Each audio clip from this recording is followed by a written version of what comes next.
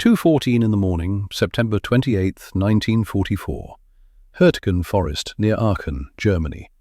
The fog clung to the shattered trees like wet wool. The air tasted of rotted pine needles and cordite. Old cordite from yesterday's artillery, fresh cordite from the mortars still falling 3 miles east. Sergeant Wendell Brennan moved through the darkness with 7 other men. They called him Dell. Nobody used Wendell except his mother in letters that took 6 weeks to arrive from Wilkes-Barre, Pennsylvania. Dell was 25 years old. He looked 40. The patrol moved in single file. Slow, careful. Boots pressing into mud that didn't make sound if you moved right. Dell had learned to move right. 3 months in France and 2 weeks in Germany taught a man how to walk without dying. Ahead of him, Corporal Booker Thorne held up a closed fist. The patrol stopped. Dell crouched low, Thompson's submachine gun across his chest. The metal was cold even through his gloves. Thorne pointed forward. Through the trees, 50 yards out, a faint yellow glow. Candlelight bleeding through blackout curtains. A farmhouse. Intelligence said it was a German radio outpost. 4 men, maybe 5, relaying coordinates for the artillery that had been shredding American positions for 3 days. The patrol needed to take it out. Quietly. They ghosted forward. 20 yards. 30. The farmhouse resolved out of the fog. Stone walls. Intact roof. Rare in this sector where American bombers had turned every village into broken teeth. Then, a door opened. A German sentry stepped out. Young, maybe 19. Cigarette already in his mouth. He cupped his hands around a match, and the flare illuminated his face for half a second. He didn't see the Americans. He was looking at the match, focused on getting his cigarette lit in the damp air. But he was standing directly in the patrol's path, 15 feet from Corporal Thorne. Thorne didn't have a choice. The Thompson came up fast. Thorne was good, trained. He aimed center mass and squeezed the trigger. The gun roared. That's the thing about the Thompson submachine gun in 1944. It's a magnificent weapon. Reliable, powerful. The .45 caliber rounds will drop a man at 100 yards. But it is deafening. 160 decibels. The same volume as a jet engine at takeoff, measured from 100 feet away. When Thorne pulled that trigger, the sound didn't just announce the Americans' presence to the radio outpost, it announced them to every German soldier within 2 miles. The muzzle flash lit up the forest like a lightning strike. 3 seconds of continuous fire. The sentry went down hard, dead before he hit the ground. But the damage was done. Inside the farmhouse, men shouted. An MG-42 machine gun opened up from a second-floor window. The German gunner couldn't see the patrol yet. He was just firing blind into the trees where the muzzle flash had been. Tracers cut through the fog.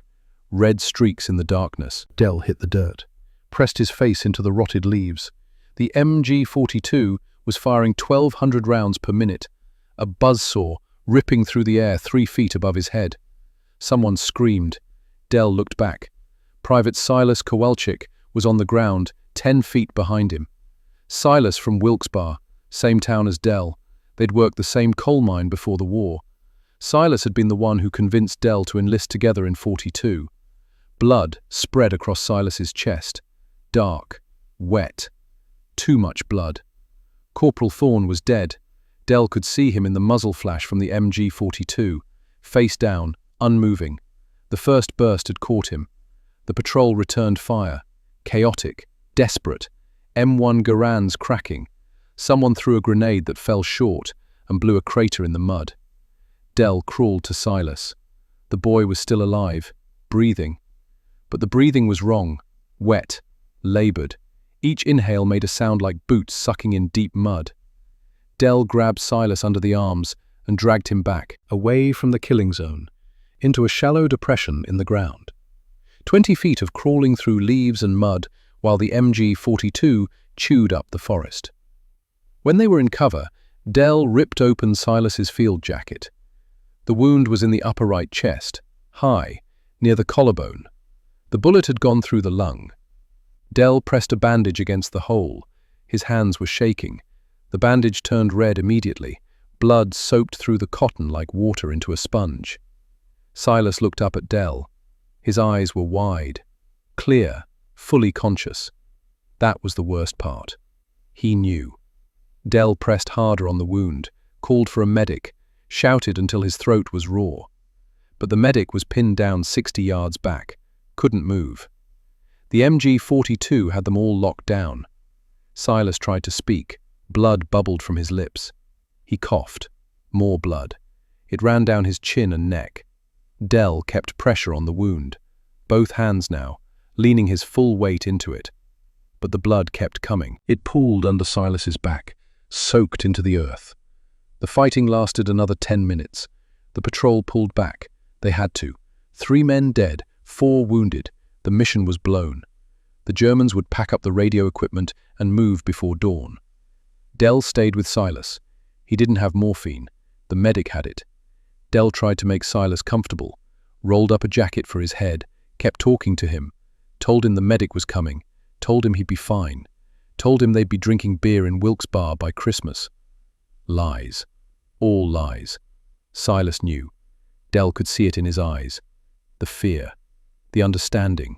The terrible clarity that comes when a young man realizes he's dying in a foreign forest and there's nothing anyone can do. 40 minutes. That's how long it took Silas Kowalczyk to die. 40 minutes of drowning in his own blood. The lung filled slowly. Each breath became harder. The wet sound grew worse, gurgling, choking. Silas tried to speak 3 times. Dell leaned close, listened. Couldn't understand. The words were lost in blood and failing breath. At the 30-minute mark, Silas started shaking. Violent tremors. His skin turned grey, then blue around the lips. Dell held him, pressed the bandage, even though it was useless, even though the bleeding had already done its work inside, where Dell couldn't reach. He started singing, "You Are My Sunshine." Quiet, just loud enough for Silas to hear. It was the song Silas's mother used to sing. Dell had heard it once when they were kids, a summer evening on Silas's porch, Mrs. Kowalczyk singing while she snapped green beans. Dell's voice cracked on the second verse. He kept singing. Silas's eyes stayed open, locked on Dell's face, scared, so scared. At the 38-minute mark, the tremors stopped. At 40 minutes, Silas took one last breath, a shallow, wet inhale, then nothing. His eyes stayed open, fixed on Dell, but the fear was gone, replaced by nothing. The look every soldier knows. The emptiness that comes when a man stops being a man and becomes just a body. Dell sat there for 3 more hours, holding Silas. The fighting had moved. The forest was quiet except for the distant rumble of artillery. When dawn broke, the medic finally reached them. "He's gone," the medic said. Dell knew. He'd known for 3 hours, but he hadn't been able to let go. They buried Silas in a field grave with Corporal Thorne and the 3 others. Quick, shallow, marked with helmets on sticks. Someone from Graves registration would come later. Maybe, if the line held, if the Germans didn't overrun this sector. Dell walked back to the motor pool in silence. He was a mechanic, not infantry. He'd been attached to the patrol because they needed an extra gun.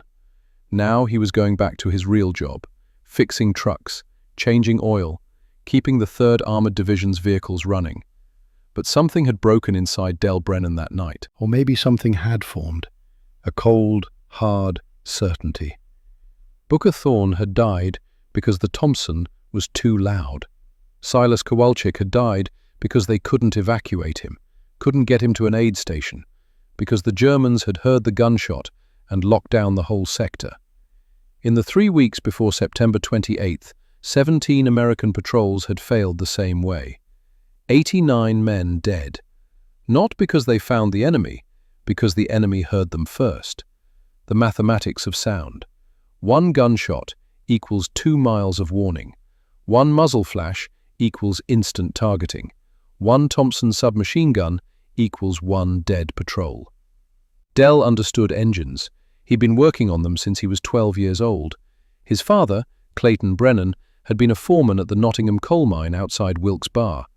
When Clayton died in a shaft collapse in 1937, Dell was 15. too young to work in the mines legally, but old enough to work in the machine shop. The Depression was grinding America down. You didn't buy new equipment, you fixed old equipment. Dell learned to rebuild diesel engines with parts scrounged from 3 different machines, learned to weld, learned to cut threads, learned to make things work when they shouldn't. When he enlisted in 1942, the Army looked at his file and sent him to the motor pool. Dell had been changing oil and fixing radiators from North Africa to France to Germany. He was good at it. But being good at fixing trucks doesn't save your friends. October 1st, 1944. 3 days after Silas died, Dell was in the motor pool tent, 11 p.m. Everyone else was asleep or playing poker in the mess tent. Dell was changing the oil on a deuce-and-a-half truck. He loosened the drain plug. Black oil poured into the catch pan. He waited for it to finish draining, smoked a cigarette, stared at nothing. When the oil stopped, he reached for the oil filter. Standard issue. A cylindrical metal canister about 8 inches long, filled with mesh and cotton wadding designed to trap sludge. Dell gripped it with the filter wrench and twisted.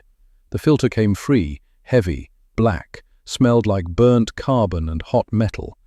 He set it on the workbench. Then he looked at his Thompson submachine gun leaning against the tent pole.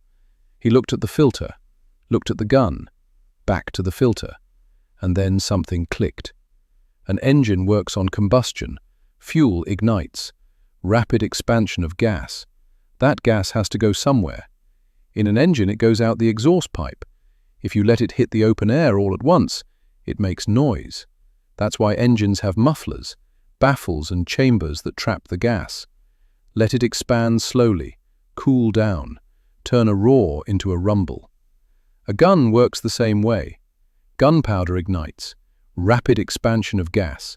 That gas exits the barrel behind the bullet, hits the open air, creates a shock wave. That shock wave is the bang. The muzzle flash is unburned powder igniting when it hits oxygen. Dell stared at the oil filter. Mesh. Cotton. A chamber designed to trap and slow down fast-moving gas. It should work, he whispered. It was insane. Completely against regulations. Modifying military weapons without authorization was Article 92 of the Uniform Code of Military Justice, court-martial offense. But Booker was dead. Silas was dead. 89 men were dead. Dell didn't want to be number 90. He picked up the filter. October 1st through October 5th. 5 nights. Dell worked alone. After everyone else was asleep. By candlelight in the back corner of the motor pool tent. Night 1. Testing filter strength. He tried a filter from a Jeep first. Thinner metal. Lighter. He mounted it on a wooden frame and tapped it with a hammer to test integrity. Too weak. The pressure from a gunshot would blow it apart. He moved to filters from the 2.5-ton trucks. Thicker. More mesh wadding inside. He cut one open to examine the internal baffles. Cotton, packed tight. Steel mesh in 3 layers. It might work, but how to attach it to the gun? Night 2. Threading the barrel. This was the most dangerous part. The Thompson's barrel was government property, precisely machined. If Dell damaged it, he'd be in serious trouble. He needed to cut threads onto the end of the barrel, external threads that would accept the filter. Dell had a die set, standard mechanics tools. But cutting threads on a gun barrel required precision. One mistake and the barrel would be ruined. He worked for 3 hours, his hands cramped from the cold. The die kept slipping. Metal shavings curled away from the barrel. Dell's heart hammered the entire time. If an officer walked in right now, it was over. At 2 a.m., the threads were cut. Clean, straight, perfect pitch. Dell tested the barrel with a gauge. The bore was still true. He hadn't damaged the rifling. He allowed himself one breath of relief. Night 3. Welding the collar. He needed to attach a threaded collar to the back of the oil filter. The collar would screw onto the barrel threads. Dell used a cutting torch to remove a threaded pipe coupling from a broken water pump. He welded it to the filter's base. But heat warps metal. The first attempt twisted the collar out of alignment. It wouldn't thread onto the barrel. Dell cut it off, started over. Second attempt. He welded in small increments. 1-inch sections. Let each cool completely before adding the next. It took 6 hours.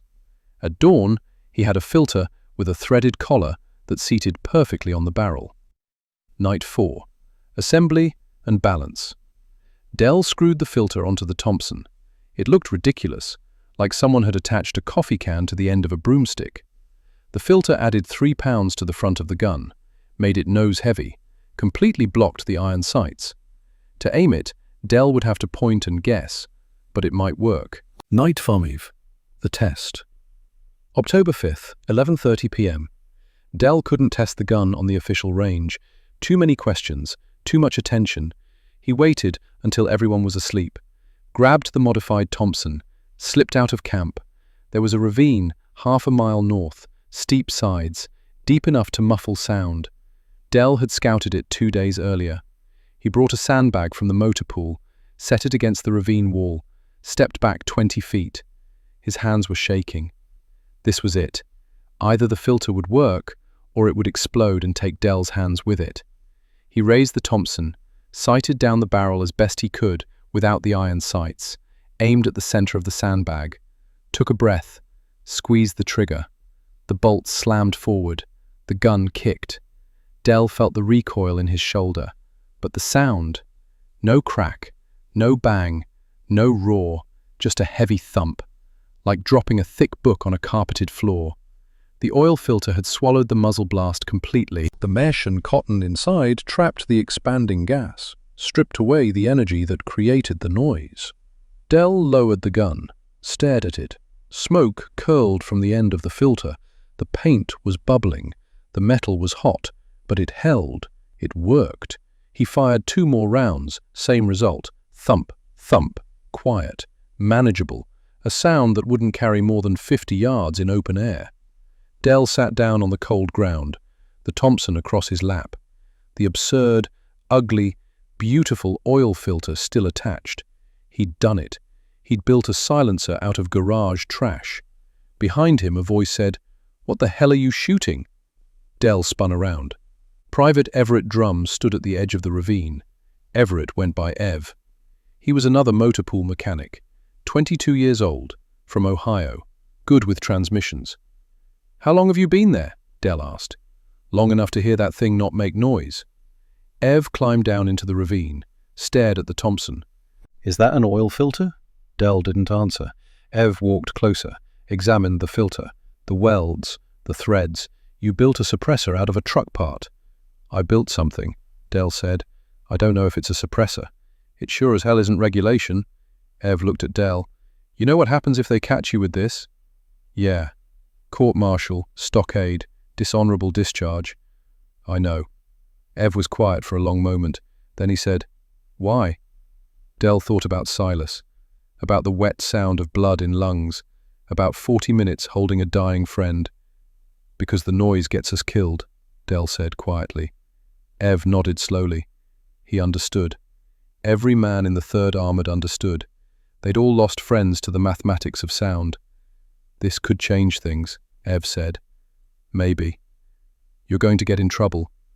"Probably." Ev looked at the filter again, at the welds, at the threads, at the engineering that had gone into turning trash into a weapon. Then he smiled. "Well," Ev said, "if you're going to get court-martialed, might as well make it worth it. Who are you showing this to?"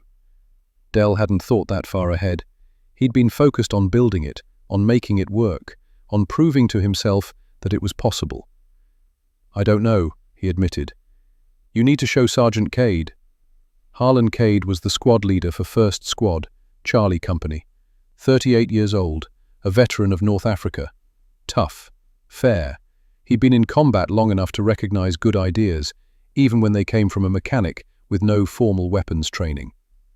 "Cade will either help you or turn you in," Ev said, "but at least he'll understand what you're trying to do."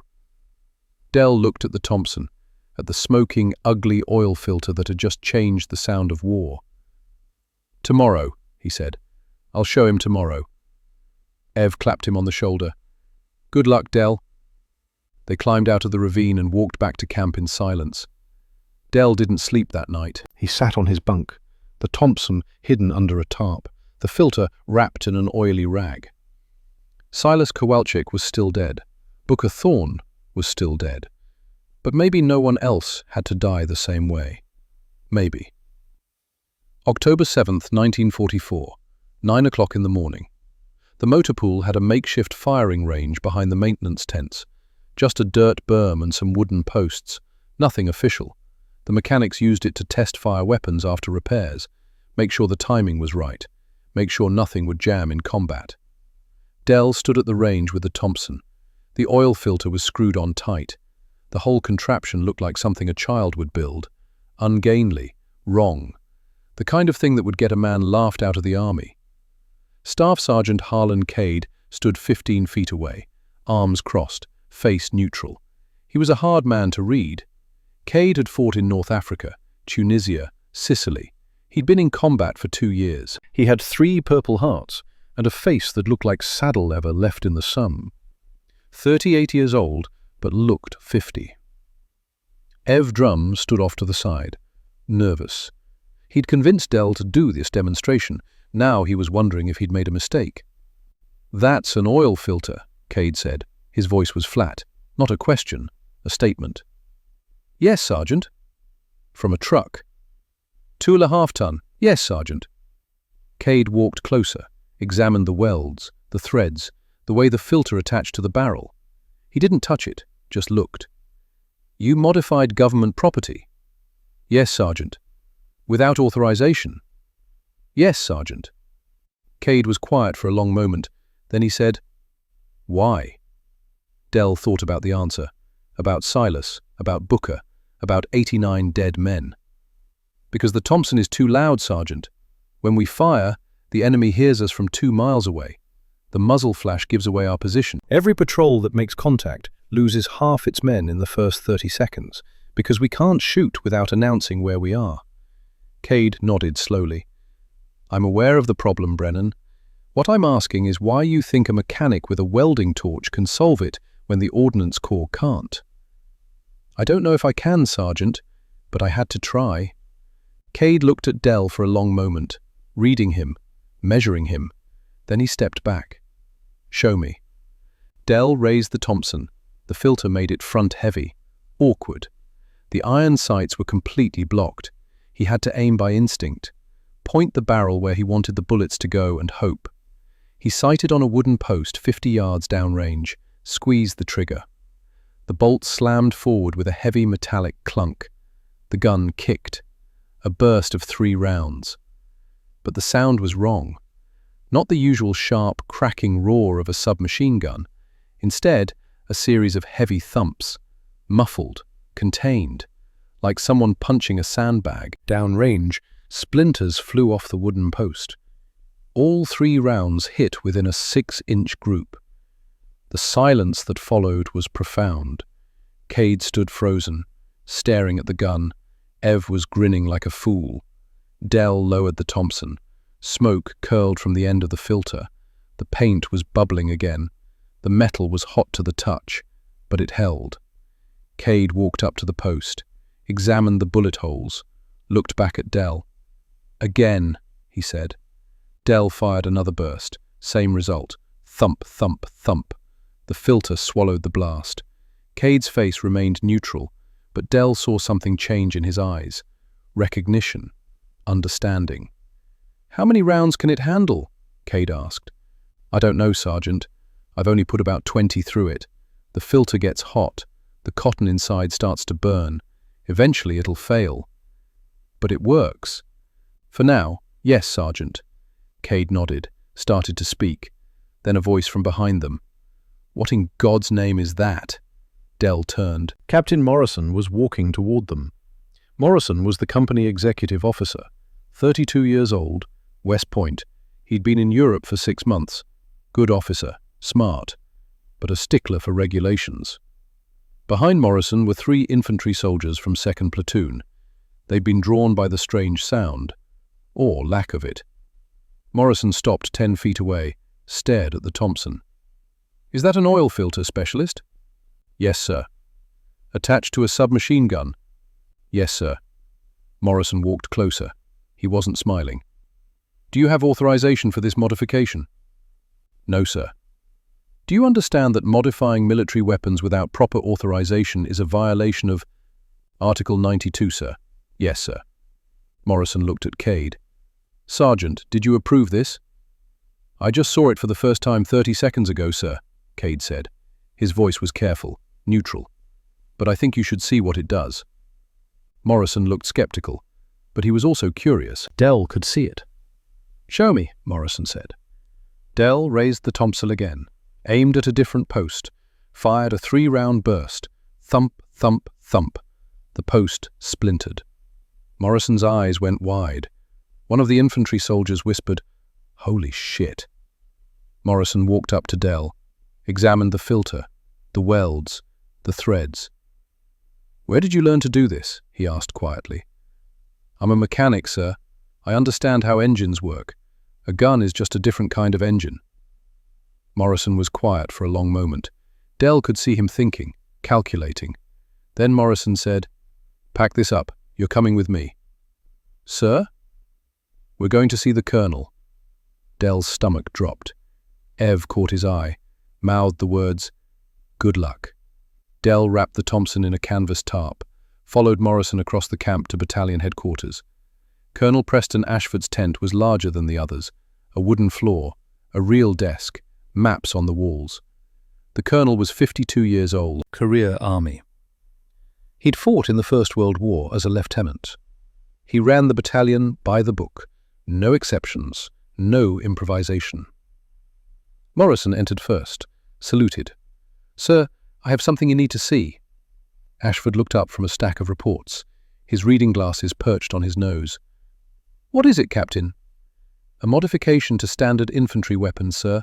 Specialist Brennan has developed a sound suppression device." Ashford's eyes narrowed. "Sound suppression?" "Yes, sir." "Like a silencer?" "Yes, sir." Ashford removed his glasses, folded them carefully, set them on the desk. When he looked at Dell, his expression was cold. "Bring it here." Dell unwrapped the Thompson, set it on the desk. Ashford stared at it, at the oil filter, at the crude welds and the threaded collar. "This is an oil filter," he said. "Yes, sir." "From a truck?" "Yes, sir." "And you welded it to a Thompson submachine gun?" "Yes, sir." Ashford picked up the weapon, examined it. His face showed nothing. "Does it work?" he asked. "Yes, sir. Captain Morrison witnessed the test." Morrison nodded. "It's effective, sir. Reduces the sound signature by approximately 80%. The muzzle flash is also significantly reduced." Ashford set the gun down, looked at Dell. "Specialist Brennan, do you have any formal training in weapons engineering?" "No, sir." "Have you ever worked with the Ordnance Corps?" "No, sir." "Do you understand that suppressors are restricted technology, that they're only issued to Office of Strategic Services operatives for covert operations?" "I'm aware of that, sir." "Then why did you build this?" Dell met the colonel's eyes. "Because my friends are dying, sir. Private Kowalczyk died 3 weeks ago because we couldn't evacuate him after contact. The enemy heard our gunshots and locked down the sector. Corporal Thorne died because the Thompson's muzzle flash gave away his position. 89 men have died in the last month because every time we fire a weapon, we announce our location to every German within 2 miles. Ashford was quiet. Dell continued, "I'm a mechanic, sir. I fix things. This seemed like something I could fix." The colonel stood, walked to the map on the wall, stared at it for a long time. Morrison waited. Dell waited. Finally, Ashford turned around. "Your ingenuity is noted, Specialist, and I appreciate your initiative. However, there are several problems with what you've done." Here it comes, Dell thought. "First, this device violates military regulations regarding weapon modification. Second, suppressor technology is beyond the scope of field mechanics. Third, the Ordnance Corps has already evaluated similar concepts and determined they're not viable for general infantry use." Ashford picked up the Thompson again. "Fourth, and most importantly, you are not a qualified weapons engineer. You have no authorization to experiment with military equipment. What you've done here, regardless of your intentions, is a violation of Article 92 of the Uniform Code of Military Justice." Dell's chest tightened. "I'm confiscating this device," Ashford said. "It will be sent to the Ordnance Corps for proper evaluation. You will return to your regular duties in the motor pool. If I discover you've built another one of these, you will face formal charges. Is that clear?" "Yes, sir. We fight with standard equipment specialist, not with garage trash. The Army has protocols for a reason. We follow those protocols." "Yes, sir." Ashford looked at Morrison. "Captain, reassign Specialist Brennan to frontline infantry duties. Rifle platoon. He seems to have strong opinions about how infantry should operate. Let him experience it firsthand." Morrison hesitated. "Sir, Brennan is our best mechanic. We need—" "That's an order, Captain." "Yes, sir."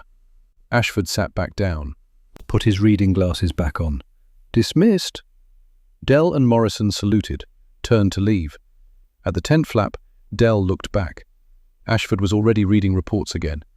The Thompson with its oil filter sat on the corner of his desk like a piece of evidence. Outside, Morrison walked Dell back toward the motor pool. "I'm sorry, Brennan," Morrison said quietly. "I thought he'd see the value in it." "It's all right, sir." "It's not. That device could save lives.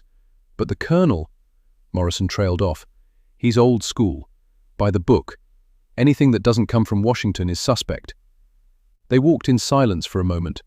Then Morrison said, "Off the record, I hope the Ordnance Corps approves it. Because if we're going after that bridge, we're going to need every advantage we can get." "What bridge, sir?" Morrison realized he'd said too much. "Never mind. Forget I said anything. Report to Sergeant Cade tomorrow morning. You're assigned to his squad now." Morrison walked away. Dell stood there, reassigned, punished, his invention confiscated. But when he got back to the motor pool tent, Sergeant Cade was waiting for him.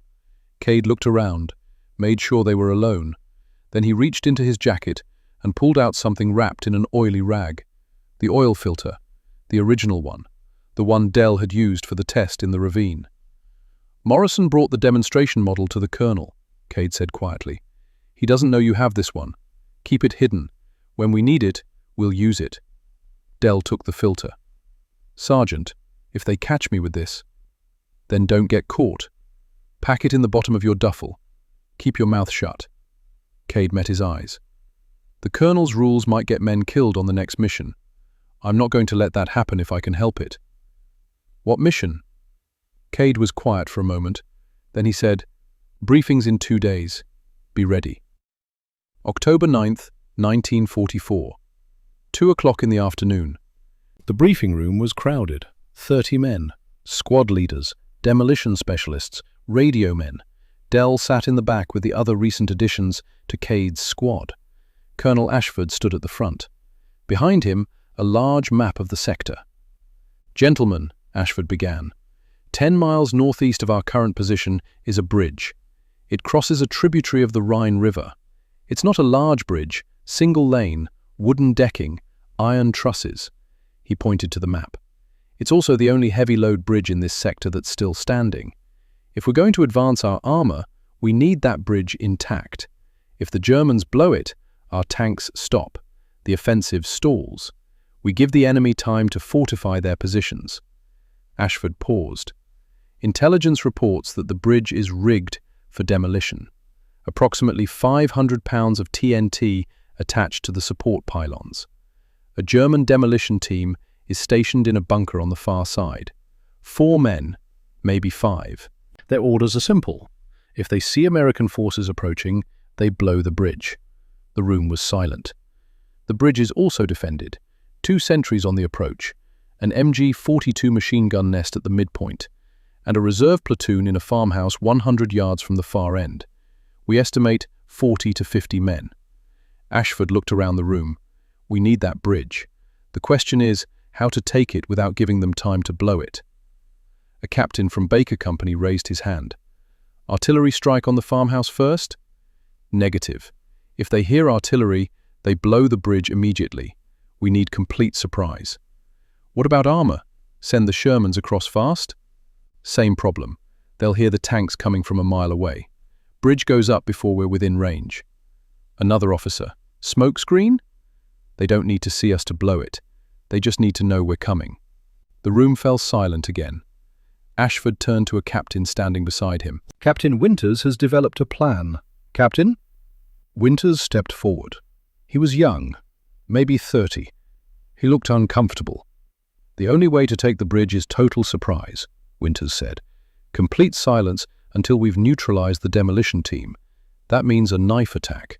No gunfire, no grenades, no radio traffic." He pointed to the map. "We'll send a 12-man squad. They'll approach from the north under cover of darkness, crawl to within 50 yards of the bridge, wait for the sentries to turn their backs or move away from the detonator controls, then rush them. Knives only. Take out the sentries, cross the bridge, storm the bunker, and cut the detonation wires before the alarm can be raised." Dell stared at the map, at the bridge, at the impossible distance between cover and target. Someone in the front row said, "That's a suicide mission." Winters didn't disagree. "It's high risk, but it's the only way to guarantee we take the bridge intact." Ashford looked around the room. "I need volunteers, 12 men, led by Staff Sergeant Cade." Cade stood. "First squad volunteers, sir." "Noted." Ashford looked at the rest of the room. "Anyone else?" No one moved. Dell understood why. Rushing sentries with knives, crossing an open bridge under potential observation, storming a bunker full of Germans who were literally sitting with their hands on a detonator. The odds of success were terrible. The odds of survival were worse. But Ashford was right about one thing. They needed that bridge. Dell raised his hand. Cade looked back at him, nodded. The briefing continued. Details, timing, routes. But Dell barely heard it. He was thinking about the oil filter hidden in his duffel bag, about the way sound carried over water, about the mathematics of silence. After the briefing, Cade pulled Dell aside. "You sure about this?" Cade asked. "No, Sergeant, but I'm going anyway." Cade almost smiled. "The plan is knives, no guns." "Colonel's orders." "I understand, Sergeant. But plans change in combat. Things go wrong, and when they do—" Cade paused. "Bring your toy. Keep it hidden. If we need it, you'll know." Dell nodded. October 10th, 1944, 10 p.m. The squad assembled at the edge of camp. 12 men, faces blackened with burnt cork, rubber-soled boots, knives, wire cutters. No rifles, no grenades, nothing that made noise. Dell had the Thompson broken down in his pack, the oil filter wrapped separately. If anyone inspected his gear, he was finished. No one did. They moved out at 10:30, single file through the forest. The moon was a thin crescent, barely enough light to see the man in front of you. It took 4 hours to cover 10 miles, slow, careful, testing each step. The last thing they needed was to snap a branch or kick a rock. At 2 a.m., they reached the rally point, a small depression in the ground 400 yards from the bridge. Cade gathered the squad. Whispered, "We hold here until 2:30. Then we move to the observation position. From there, we wait for our window. When the sentries move away from the detonator, we go. Fast, silent. Questions?" No questions. They waited. Dell assembled the Thompson, screwed the oil filter onto the barrel. The threads engaged smoothly. He'd wrapped the filter in cloth to prevent the metal from clinking. Ev was beside him. He'd volunteered too. He carried wire cutters and a satchel charge. "You think it'll work?" Ev whispered. "The filter." The whole plan. Dell looked toward the bridge. He couldn't see it from here, but he could hear the river, a low, rushing sound. "No," Dell said quietly. "I don't think knives are going to be enough." "Then why are we here?" "Because someone has to try." At 2:25 they moved again, crawling now, bellies in the mud. The rain had started, cold, miserable, but tactically perfect. The sound of rain on leaves covered their movement. They reached the observation position at 2:35, 50 yards from the bridge approach. Dell could see it now, the iron trusses, the wooden decking, and on the far side, a faint glow, the bunker, candlelight bleeding through blackout curtains. 2 sentries stood at the near end of the bridge. One was smoking, the other was pacing back and forth, restless, cold, bored. Dell looked through the scope of the Thompson. Even without proper sights, he could see them clearly at this range. 40 yards. An easy shot. But Cade's orders were clear. No shooting unless absolutely necessary. They waited. 5 minutes. 10. 15.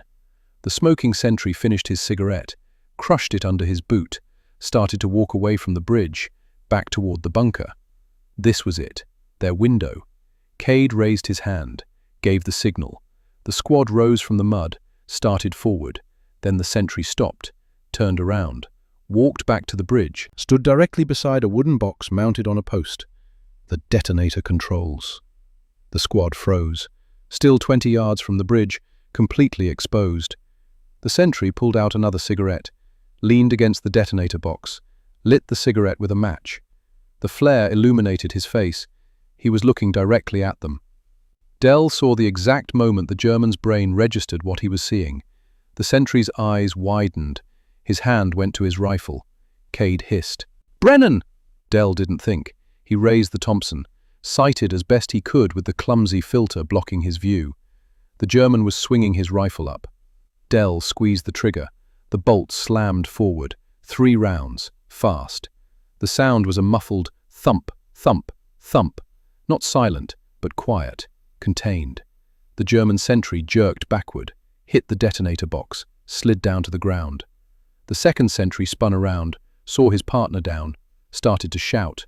Dell shifted aim, fired again. The second sentry dropped. Silence. The squad waited, hearts pounding, waiting for the alarm, waiting for the bridge to explode, waiting for the farmhouse to light up with German soldiers pouring out.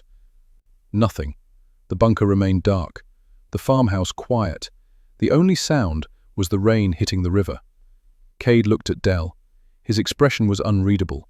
Then he whispered, "Move. Now." The squad rushed the bridge. The bridge held. Dell stood on the wooden decking as dawn broke over the river. Grey light filtered through the rain. The iron trusses threw long shadows across the water. Behind him, the farmhouse was a smoking ruin. The 75mm cannon from the lead Sherman had done its work. German prisoners sat in the mud with their hands on their heads. 23 of them. The rest had fled into the woods. The squad had taken casualties, 2 men wounded, 1 seriously. But they were alive. All 12 of them had crossed back over that bridge on their own feet. The bridge itself was intact. The TNT charges were cut and thrown into the river. The detonator wires hung loose and useless. Dell looked down at the oil filter in his hands. It was destroyed. The exit hole had torn open completely. The metal was warped from heat. The cotton inside had burned away to ash. The paint had bubbled and peeled, leaving bare metal underneath. It had fired maybe 30 rounds before failing. 30 rounds that hadn't announced their position. 30 rounds that had let them cross the bridge without waking the Germans in the farmhouse. 30 rounds that had saved 12 lives. But now it was just garbage again, a piece of burnt metal that belonged in a scrap heap. Dell heard the rumble of engines. He looked up. A column of vehicles was approaching from the west. Half-tracks, supply trucks, and leading them, a command vehicle with a radio antenna. Colonel Ashford's half-track. The vehicle stopped at the bridge approach. Ashford climbed out. He was wearing a clean uniform, polished boots. He looked like he'd just come from a staff meeting, not a battlefield. He walked onto the bridge, surveyed the scene. The dead sentries had been moved to the side, covered with shelter halves. The blood was still visible on the decking. Ashford walked up to Sergeant Cade. "Report, Sergeant." Cade saluted. "Bridge secured, sir. Demolition charges neutralized. Enemy reserve platoon neutralized or captured. 2 friendly wounded, none killed. Bridge is ready for armor." Ashford nodded, looked at the span, at the intact pylons, at the river flowing underneath. "You took it intact," he said. There was genuine surprise in his voice. "And you didn't wake them until the tanks were almost here. How did you kill the sentries without alerting the bunker?" Cade didn't answer immediately.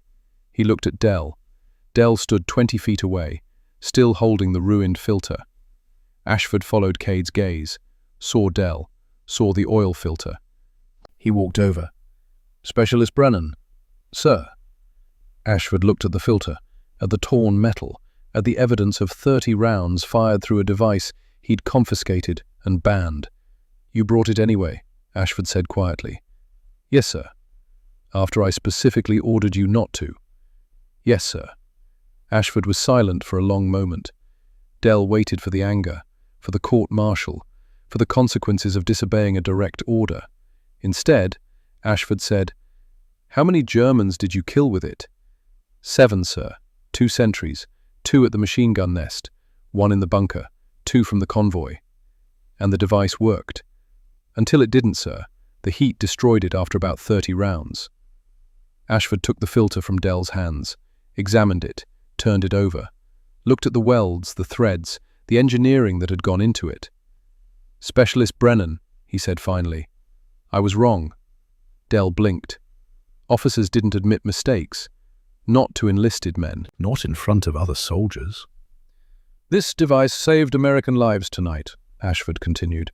"It gave your squad an advantage that standard equipment couldn't provide.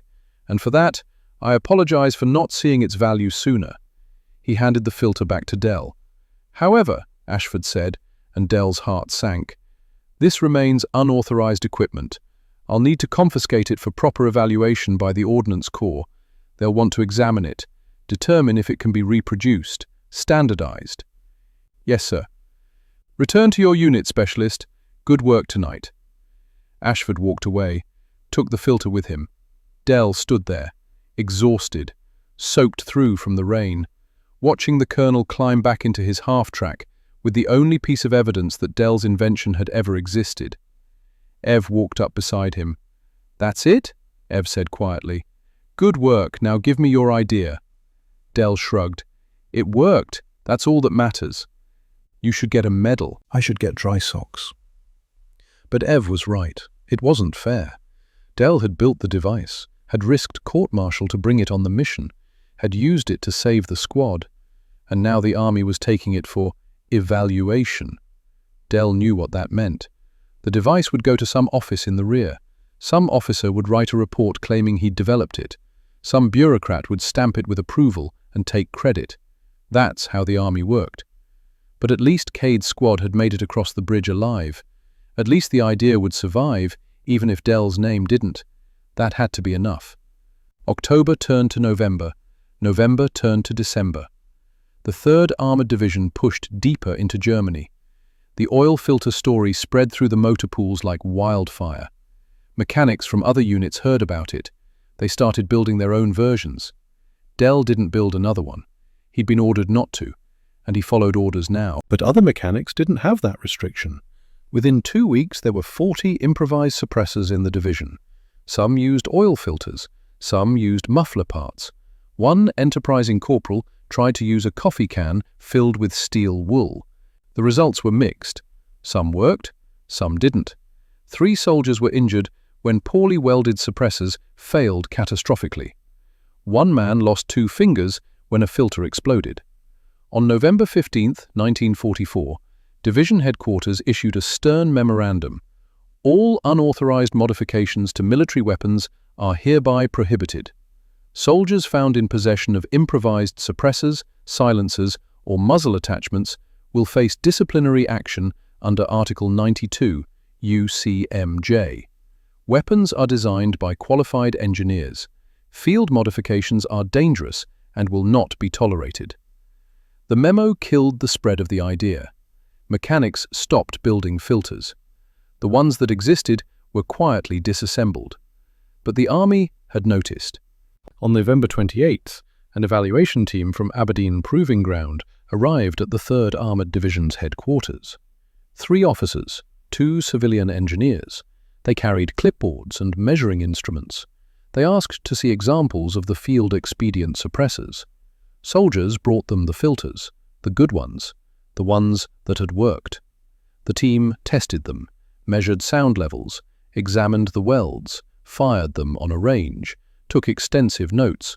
Then they packed everything up and left. Dell never spoke to them. They never asked for him. On December 12th, the team submitted their report to the Ordnance Corps in Washington. Dell didn't see the report.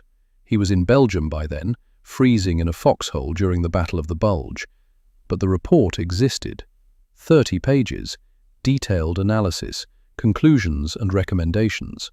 The summary read, "Field evaluation has identified a significant tactical deficiency in current infantry small arms. The acoustic signature of standard weapons compromises operational security during infiltration and reconnaissance missions.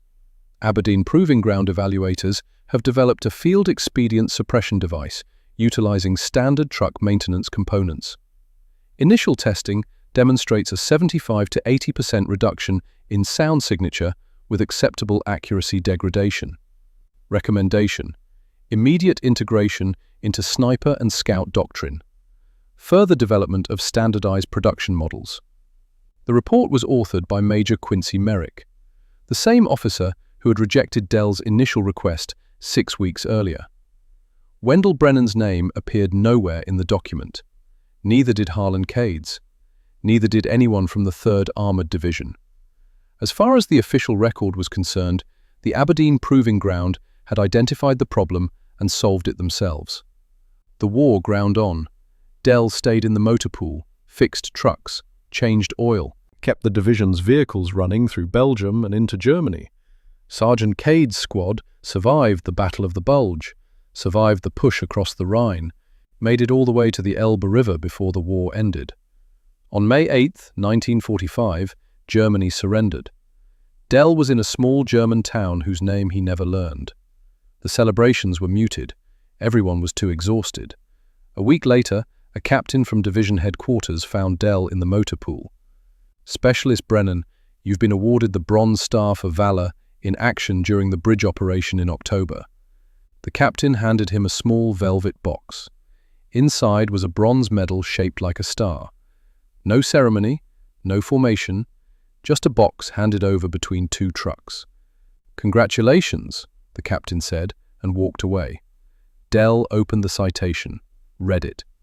"For heroic achievement in connection with military operations against an armed enemy, Specialist Brennan displayed exceptional courage and initiative during the assault on a key bridge crossing, directly contributing to the mission's success." No mention of the oil filter, no mention of the suppressor, just vague language about courage and initiative. Dell closed the box, put it in his duffel bag. He thought about Silas Kowalczyk, about 40 minutes of drowning in blood, about Booker Thorne dying because a Thompson was too loud. The medal felt hollow. June 1946, Wilkes-Barre, Pennsylvania. Dell came home on a troop ship, processed out at Fort Dix, took a bus to Wilkes-Barre with his duffel bag and his discharge papers. The town looked the same. The coal mines still operated. The streets were still narrow and crowded. Nothing had changed. Everything had changed. Dell used his mustering out pay to reopen his father's garage. The building had been shuttered since 1937. The windows were dirty, the equipment was rusted, but the bones were good. He spent 2 months cleaning, repairing, getting the lift working again, replacing broken tools. On August 15, 1946, he opened for business. Brennan and Son Automotive Repair. The first customer was Mrs. Henderson from down the street. Her Plymouth had a bad starter. Dell fixed it in 20 minutes, charged her $2. She asked if he'd been in the war. "Yes, ma'am." "What did you do?" "Fix trucks, mostly." She nodded, paid him, drove away. That became Dell's standard answer. Fixed trucks, mechanic, nothing special. He never talked about the oil filter, never mentioned the bridge, never showed anyone the bronze star that stayed in his drawer. In 1947, he married Sarah Kowalczyk, Silas's younger sister. She'd been 16 when Dell and Silas enlisted. Now she was 21, beautiful, strong. She knew Dell had been with Silas when he died. She never asked for details. They had 3 children, 2 boys and a girl. Dell worked in the garage 6 days a week, changed oil, fixed transmissions, rebuilt engines. He was good at it. The business grew. By 1950, he had 2 employees. Every day he worked with oil filters, spun them off engine blocks, threw them in the trash, ordered new ones from suppliers. Every time he held one, he thought about October 10, 1944. about the bridge, about the weight of the filter on the Thompson's barrel, about the sound it made when it worked. But he never told anyone. The threaded collar from his original filter stayed in his toolbox. He'd saved it, carried it home in his duffel. Sometimes he'd hold it, remember. But he never showed it to Sarah, never showed it to his kids. It was just a piece of metal, a washer with threads. It meant nothing to anyone else. The years passed. Korean War, Vietnam War. The children grew up, got jobs, got married. Dell kept working. The garage became a fixture of the neighborhood. Everyone knew Dell Brennan, the quiet mechanic who'd been in the war, who did good work, who never overcharged. He rarely talked about Europe. When veterans got together at the VFW, Dell would come, sit in the back, nurse a beer, listen to other men tell their stories. He didn't tell his. In 1987, a man named Douglas Peterson came to Wilkes Barre. Peterson was a military historian, late 40s, professor at Penn State. He was researching improvised weapons in World War II, writing a book. He'd been going through old unit records at the National Archives, found references to field expedient suppressors in the 3rd Armored Division's after-action reports from October 1944. The official version said the Aberdeen Proving Ground had developed the devices, but Peterson found a discrepancy. The Aberdeen report was dated November 28, 1944, but the 3rd Armored Division's after-action report from the bridge mission was dated October 11, 1944. 6 weeks before Aberdeen developed the suppressor, someone in 3rd Armored was already using one. Peterson dug deeper, found references in personal journals, letters home, memoirs written years later. He found Harlan Cade. Cade was 81, retired, living in Florida. Arthritis in his hands, but his memory was sharp as ever. 38 when he'd led that squad across the bridge, 81 now. He still remembered everything. Wendell Brennan built that suppressor, Cade told Peterson. Welded it by hand in a motor pool tent. Took him 5 nights. The thing was ugly as sin, but it worked. Saved 12 of us on that bridge mission. Should have gotten him the Medal of Honor. Instead, the Army took his idea and erased his name. Peterson found Everett Drum next. Ev was 65, still in Ohio, still working part-time at a machine shop. 22 when he'd helped Dell test that filter in the ravine. 65 now. He remembered too. Dell was a genius with his hands, Ev said. He looked at an oil filter and saw a solution to a problem that had killed 89 men. He built it himself. No help, no authorization. Then the brass confiscated it and let some major in Aberdeen take credit. Dell never complained, just went back to fixing trucks. Peterson finally found Wendell Brennan. He was 68 years old, still running the garage in Wilkes Barre, still changing oil 6 days a week. Born in 1919, 25 when he'd built the filter. 68 now, but his hands were still steady. Peterson knocked on the garage door on a Tuesday afternoon in March. Dell was under a Chevy, replacing a muffler. "Mr. Brennan? Wendell Brennan?" Dell slid out from under the car, looked up at the stranger. "That's me." Peterson introduced himself, explained his research, asked if they could talk. They sat in Dell's small office, 2 folding chairs and a desk covered with invoices. "Mr. Brennan, I've been researching the development of sound suppressors in World War II. Based on the records I've found, you would have been 25 years old when you built the first prototype. Is that correct?" Dell nodded slowly. "October 1944. I was 25. Felt like 50. I believe you were the original inventor of the oil filter suppressor used by 3rd Armored Division. The official record says Aberdeen Proving Ground developed the device. That's not true, is it?" Dell was quiet for a long moment. "That was a long time ago." "I know, but the truth matters. The officer who rejected your initial request ended up with his name on the patent application." "There was a patent?" "Yes, filed in 1946, expired in 1963, but it generated significant research into modern suppressor technology. Your design was the foundation." Dell looked at his hands, stained with oil, scarred from 40 years of mechanic work. "I didn't do it for credit," he said quietly. "I did it because my friends were dying. Silas Kowalczyk, Booker Thorne, 89 men in 3 weeks. The guns were too loud. I fixed the problem. According to Sergeant Cade's estimate, your suppressor may have saved 40 to 60 American lives between October 1944 and May 1945. Dell was silent. "Doesn't that bother you?" Peterson asked. "That someone else took credit?" Dell looked up, met Peterson's eyes. "The Army can have the credit.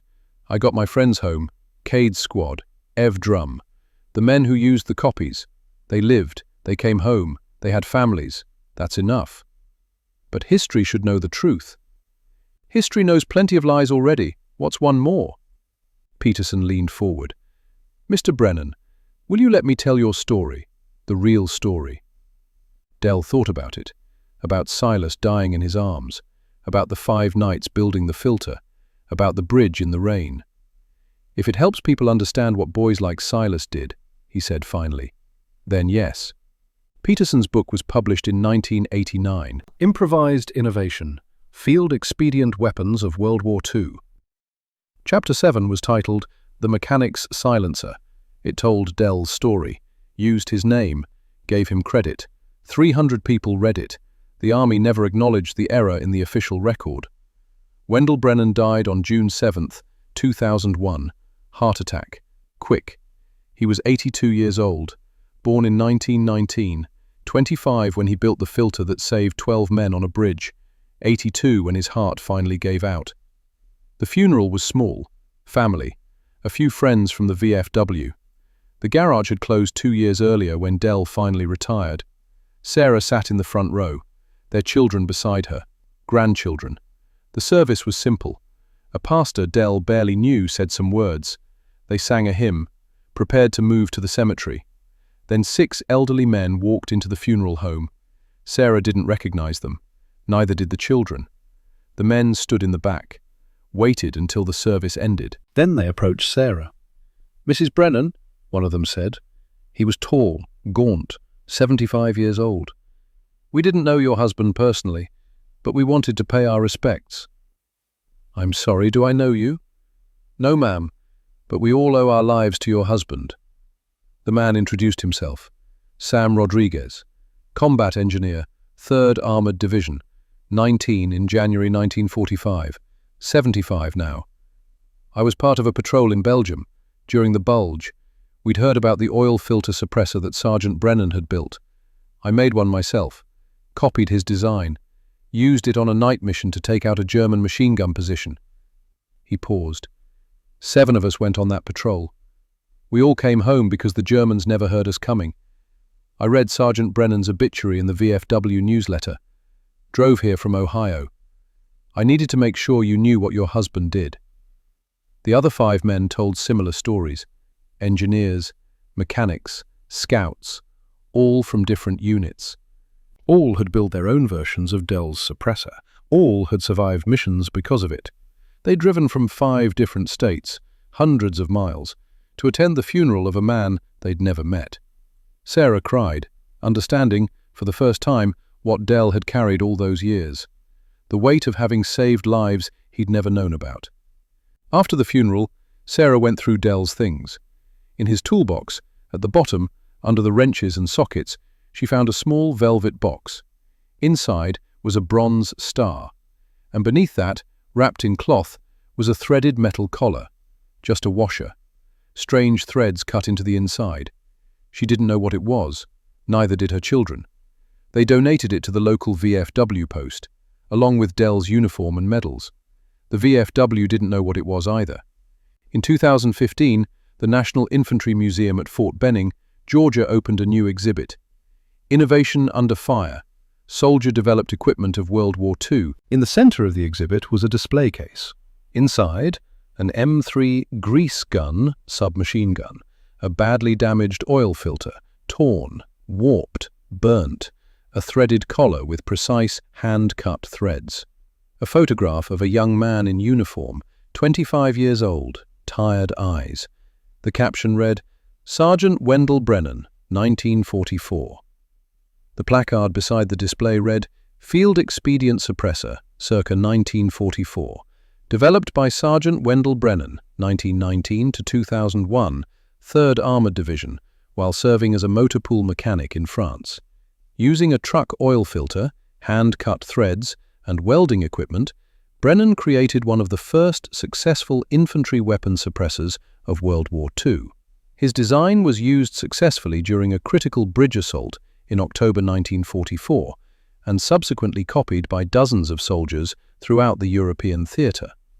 Conservative estimates suggest Brennan's innovation saved 40 to 60 American lives. Despite its effectiveness, Brennan never received official credit during his lifetime.